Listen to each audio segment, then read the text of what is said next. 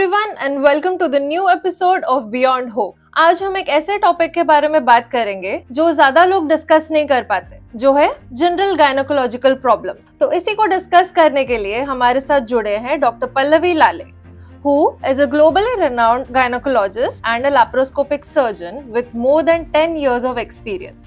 तो मैम बात करते हैं कुछ जनरल गायनोकोलॉजिकल प्रॉब्लम्स जो लोग बात करने से डरते हैं या कुछ कारणों के वजह से वो बात नहीं कर पाते। लाइक पैप स्मीयर होता क्या है और किसे करना चाहिए? ओके, हाँ, आज तुमने जो क्वेश्चन पूछा है वो बहुत ही एक अच्छा क्वेश्चन है, क्योंकि मैं भी देखती हूँ ज्यादातर लोग इस बारे में कॉन्शियस ही नहीं है कि पैप स्मीयर होता क्या है।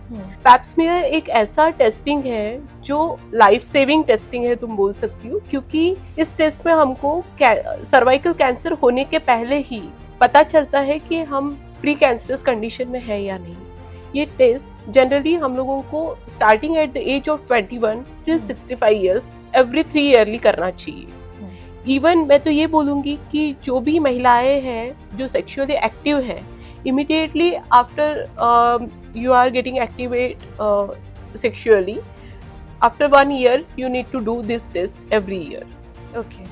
तो ये टेस्ट का सिग्निफिकेंस क्या है और ये टेस्ट करने से पता क्या चलेगा? ये टेस्ट करने से हमको ये पता चलता है कि हम आगे चल के कैंसर, सर्वाइकल कैंसर हमें होने तो नहीं वाला, क्योंकि ये टिश्यू का कन्वर्जन होने के लिए कई साल लगते हैं।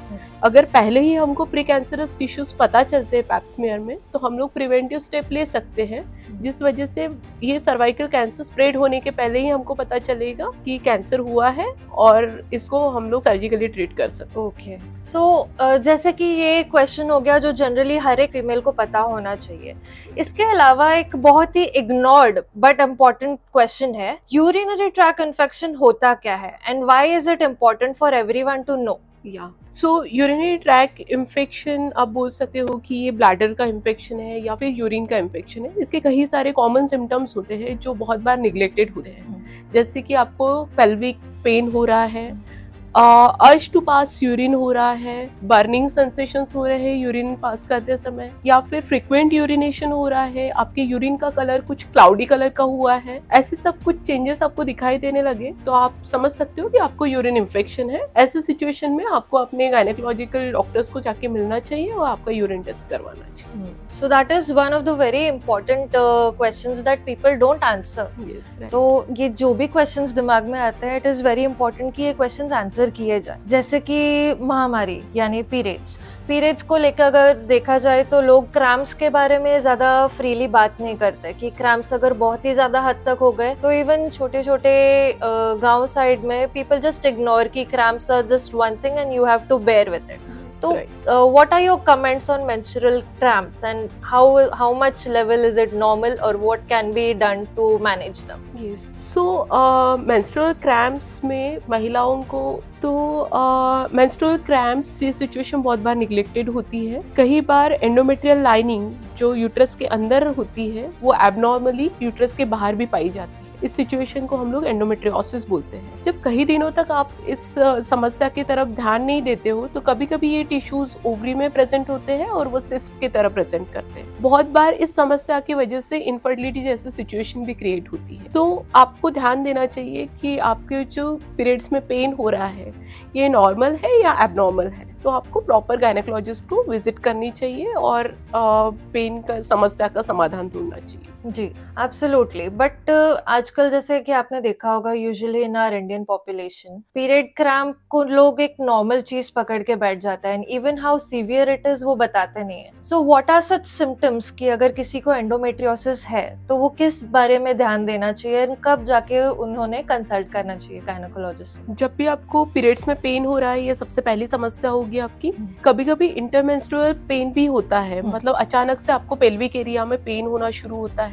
कभी कभी सेक्सुअल इंटरकोर्स के टाइम पे भी पेन होना शुरू होता है। जब भी पेन, और इस वजह से आपकी लाइफ बहुत ज्यादा डिस्टर्ब होती है, पेन की वजह से आप अपने जनरल एक्टिविटीज पे फोकस नहीं कर पाते हो, ऐसे सिचुएशन में आपको हमेशा गायनेकोलॉजिस्ट का सजेशन लेना चाहिए। ओके, जस्ट लाइक एंडोमेट्रियोसिस एक बहुत ही कॉमन और आजकल बहुत ज्यादा देखी गई है कि पीसीओएस या पीसीओडी बहुत ज्यादा बढ़ गया है वुमेन्स में। So what exactly is PCOS and PCOD और ये होता कैसे? तुम्हारी बात सच है, क्योंकि पीसीओएस आजकल बहुत हद तक बढ़ रहा है because of changing our lifestyle habits, eating pattern और obesity, because sedentary lifestyle is there because of mobiles, laptops, we are using screen all the time and sitting at the one place only.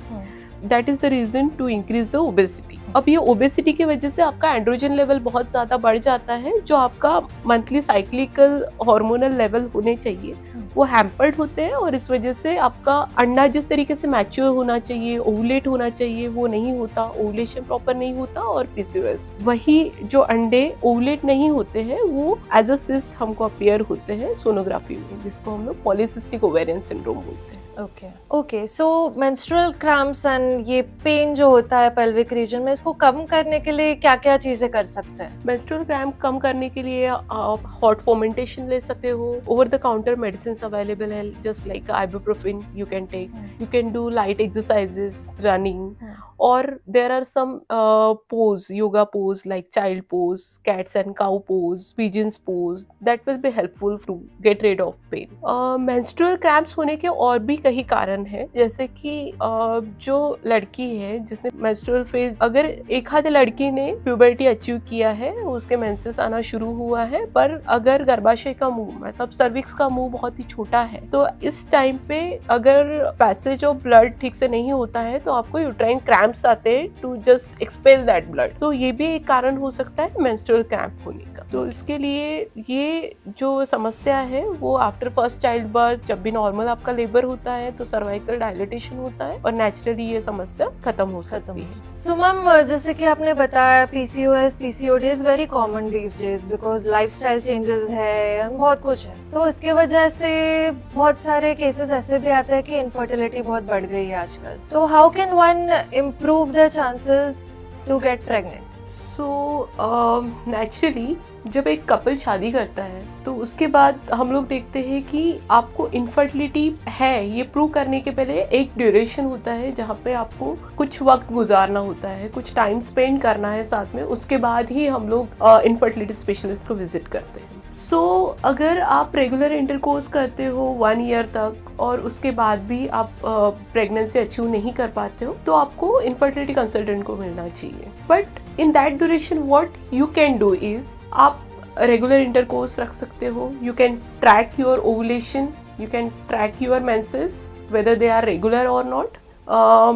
Maximum आपको fertility window का use करना है, जिसमें एक particular period होता है जिस टाइम पे ओवुलेशन होता है. ओवुलेशन के 5 दिन पहले, ओवुलेशन के 1 दिन बाद, ये एक फर्टिलिटी पीरियड होता है जिस टाइम पे अगर आप इंटरकोर्स करते हो तो आपके प्रेगनेंसी के चांसेस बढ़ जाते हैं. So yes, it is right, there are so many misconception about the pregnancy and yes, initially there was so many misconception regarding the infertility and all those things, but पहले ऐसा था कि अगर किसी भी फीमेल ने अगर विद इन 1 ईयर कंसीव नहीं किया तो वो बांझ है या फिर ऐसे कुछ वर्ड्स उसको बोला जाता था. But I think it's not good because it's not like only woman is responsible for the infertility, sometimes it may happen with the male also. तो आपको अगर ऐसा है कि किसी कपल ने कंसीव नहीं किया है तो आपको फर्टिलिटी स्पेशलिस्ट के पास जाना चाहिए. हस्बैंड और वाइफ दोनों का जांच होना चाहिए, क्योंकि ऐसा भी हो सकता है कभी कभी कि शुक्राणु ही ना हो या फिर शुक्राणु की गति अच्छी नहीं हो, इस वजह से भी ऐसा हो सकता है. कभी फीमेल्स में भी प्रॉब्लम्स हो सकती है कि उनकी अंडाधनियाँ ठीक से काम नहीं कर रही हो, रेगुलर पीरियड्स नहीं आ रहे हो,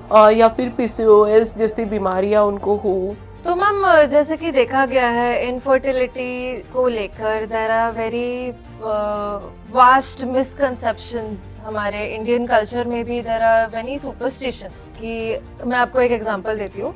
there are people who discuss and even doctors and even some वैद्य या जो भी बोलते हैं, these doctors actually suggest कि अगर आप मंडे को इंटरकोर्स करोगे या ट्यूसडे को करोगे या वेंसडे को करोगे तो आपको लड़का होगा, और else you will get a successful pregnancy. So there are such misconceptions. Even कोई फूल का पानी पियोगे तो you will get pregnant. Pregnant even after like 10 years of trying. वो इतना होप दे देते हैं कि there are these many superstitions कि आप इस मंदिर में ये चढ़ावा चढ़ा के ये करोगे तो आपको प्रेगनेंसी अचीव हो जाएगी। So what are your thoughts on these misconceptions? I feel like I will laugh at that people's because what I think कि actually ये भी हो सकता है कि मैं ऐसे कल्चर में नहीं, मतलब मेरा बेरिंग ऐसा नहीं हुआ है, that may be a reason, but one thing I can tell you कि ऐसा कुछ भी नहीं है कि आपने कुछ किसी पर्टिकुलर डे में इंटरकोर्स किया तो आपको मेल होगा या फिर फीमेल होगी। It will totally depend upon what kind of sperm is going to fuse the oocyte, that will decide the fate of that baby। क्योंकि कुछ एक sperms जो होंगे वो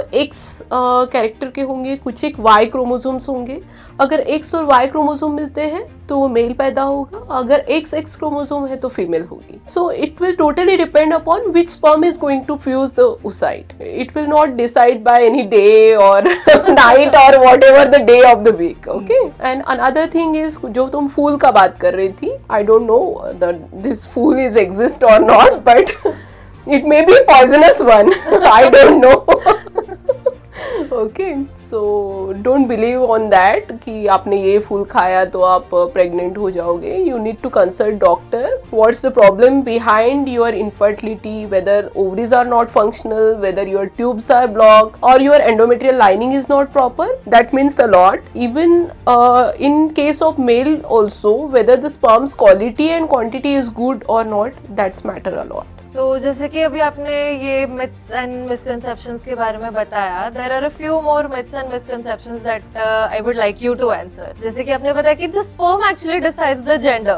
So, especially in India देखा गया है कि अगर female child होता है, so they go for re-pregnancies again and again and again just in hope कि एक लड़का हो जाए। So, even they do remarriages कि ये लड़की के ये wife के वजह से मुझे लड़का नहीं मिल रहा है, तो they do second marriages, third marriages just in hope of a male child। So can you give a few points about that? Yeah, right, this is totally right। और ये चीज जो है बहुत लंबे समय से चल रही है, और that's why you can see in future there will be a very less girls and so many boys will be there, and even at the time of marriage they will face so many challenges कि girls का इतना deficit हो गया है, population में एकदम imbalance हो गया है। ये चीज होगी। दूसरा चीज है कि रिकरेंट मैरिज करने से कुछ नहीं होने वाला। अगर आप ये डिसाइड नहीं कर सकते हो कि ये एक्स क्रोमोसोम ही जाके फ्यूज होने वाला है, यू विल नेवर नो कि ये सब चीजें जो होती है वो नेचुरली होती है।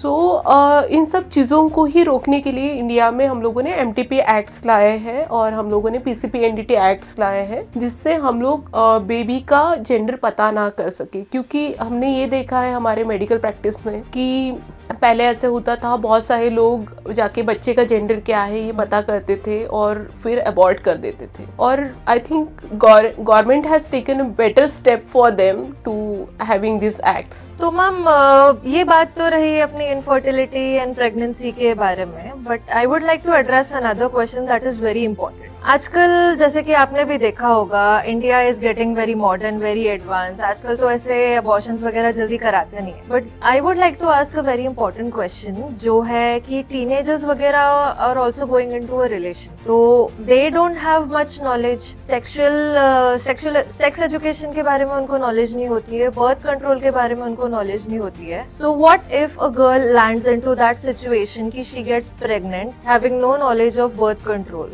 सो that becomes a very life threatening situation। तो ये एक ऐसा टॉपिक है जिसमें लड़कियां बहुत डर जाती है, बिकॉज उनको गाइड करने के लिए कोई नहीं होता, ना ही वो किसी को अप्रोच कर पाती है, because a society is actually created into a bubble, जहाँ पे वो लड़की बाहर आके किसी को पूछ ही नहीं पाती है। तो क्या आप कुछ चीजें बता सकते हो रिगार्डिंग बर्थ कंट्रोल और any advice to the young generation? Yes, definitely. और मैं तो कहती हूँ कि ये बहुत ही इम्पोर्टेंट क्वेश्चन है और बहुत ही रेयरली ये ओपन डिस्कशन होता है, जिसकी बहुत ज़्यादा ज़रूरत है। Because whenever any young girls or boys achieve the puberty, because of the hormones they may feel excited, there are so many emotions, and because there is so much things available on social media also, so they get provoked by all these things and they are very curious about कि like erection कैसे होगा, like females will think कि vagina proper है कि नहीं, hymen rupture में क्या होता है, and all those things. So they are very curious to know about this, but they don't know how to control birth control techniques, how you can take a proper precautions so that you can save from the sexually transmitted disease, and something mishap happen, like if the girls get pregnant, then what to do. All those things are very very important to discuss actually with this all young generation who are approaching the puberty or who may approach the puberty. In that case what one can do is, अगर कोई girl pregnant हुई है तो सबसे पहली बात है, अगर वो 18 इयर्स के बिलो है तो उसने वो एज ही अचीव नहीं किया है जिसमें उसको प्रेगनेंसी हो गई है। ऐसे सिचुएशन में ये तो स्वाभाविक है कि कोई भी लड़की डर जाएगी, क्योंकि लड़के के मन में आया, उसने जो किया सो किया, पर व्हाट अबाउट कि जब उसकी प्रेगनेंसी बढ़ी, उसका पेट बढ़ने लगा, ये सब चीज़ों के लिए लड़की एकदम मेंटली प्रिपेयर नहीं होती है। और दूसरा चीज़ है कि किससे बात करूँ ये भी समझ में नहीं आता है। सबसे पहली बात तो है कि आपको अपने पेरेंट्स के साथ ये चीज़ डिस्कस करनी चाहिए, उनके ऊपर ट्रस्ट करना चाहिए और उनको जो भी हुआ है, आपसे जो भी गलती हुई है वो डिस्कस करना चाहिए, because there are so many things behind that. आप नहीं बताओगे, आप कुछ भी ओवर द काउंटर आपको जो मेडिसिन मिल रहा है वो खाओगे, but sometimes what happen is there may be a incomplete abortion that situation is very life threatening. In that case there may be a severe bleeding and that girl may land into the death like situation also, shock like situation also. तो incomplete abortion is the one thing. Sometimes क्या होता है कि आप ऐसे ही किसी भी quack के पास जाके एबॉर्शन कराने की कोशिश करते हो, जो प्रॉपर हाइजीनिक कंडीशन में नहीं किया जाता है। कभी कभी यूट्राइन परफोरेशन जैसी चीज़ें होती है, तो ये सब लड़कियों के लिए बहुत ही जानलेवा चीज़ें होती है। तो इसलिए सबसे पहले आपको अपने पेरेंट्स को कॉन्फिडेंस में लेना चाहिए, डॉक्टर को विजिट करना चाहिए और प्रॉपर वे में उसका आप टर्मिनेशन ऑफ प्रेगनेंसी कर सकते हो। दूसरी चीज़ है कि ये सब ना हो, इसलिए आप क्या कर सकते हो। तो पहली बात है कि आपको स्कूल में सेक्सुअल एजुकेशन तो देना बहुत जरूरी है। दूसरा है कि आपको अपनी इच्छाओं को थोड़ा सा दबाना होगा, एक प्रॉपर टाइम है, वो अचीव करने के बाद ही आप ये सब चीज़ें करोगे तो ज़्यादा बेटर है। इसका इम्पैक्ट आपको कहीं ना कहीं आपका सोशल लाइफ पे तो होगा ही, बट आपके करियर पे भी इसका इम्पैक्ट गिरता है। आप अपने करियर से डाइवर्ट हो जाते हो, बहुत सारी चीज़ें होती है, ऐसे लीगल केस बनते हैं that can completely destroy your life, right. So आपको इन सब चीज़ों को स्कूल में पढ़ाना बहुत ज़रूरी है। आपको जो भी गलत इंफॉर्मेशन मिल रही है इससे थोड़ा सा बचने की ज़रूरत है। अपनी इच्छाओं को कंट्रोल करना ज़रूरी है। आपके हार्मोन्स आपके ऊपर हावी हो रहे हैं, बट आपको उस सिचुएशन को कंट्रोल करना सीखना होगा, वो चीज़ है। दूसरा है कि आपको सेक्स एजुकेशन में प्रॉपर क्या कॉन्ट्रासेप्शन आप यूज कर सकते हो, इसके बारे में प्रॉपर डिस्कशन करना बहुत ज़रूरी है। घर में जब लड़की कोई प्यूबर्टी अचीव करती है या लड़का प्यूबर्टी अचीव करता है, तो पेरेंट्स ने उनको उस तरीके का एजुकेशन देना चाहिए जैसे कि मदर अपने डॉटर को बता सकती है कि क्या चेंजेस आते हैं और उनको कैसे कंट्रोल करना है। लड़का जो है वो अपने पापा से डिस्कस कर सकता है, अपने बड़े भाइयों से डिस्कस कर सकता है, उनको कॉन्फिडेंस में लेके, क्योंकि अगर आप सेम एज के बच्चों के साथ ये सब चीजें डिस्कस करते हो तो may be they may not knowing all this things कि कैसे करना है, क्या करना है, अगर ऐसी कोई सिचुएशन आती है तो हमको कैसे उसको ओवरकम करना है। तो वो बहुत ज्यादा इंपॉर्टेंट है। दूसरी चीज है कि बोलना तो नहीं चाहूंगी, पर फिर भी आप बैरियर कॉन्ट्रासेप्शंस है, ये सब चीजें यूज करना बहुत जरूरी है, क्योंकि सेक्सुअली ट्रांसमिटेड डिसीजेस है, ये भी हो सकते हैं। आपको नहीं पता कि आगे वाले बंदे को ये सब चीजें है या नहीं। तो इस चीज के लिए सबसे पहली जरूरी बात है कि आपको आपके हार्मोन्स पे कंट्रोल लाना बहुत ज्यादा जरूरी है। There is so much of information and misinformation available here and there on internet and everywhere. You should know to differentiate between information and misinformation and take a proper guidance from the experts.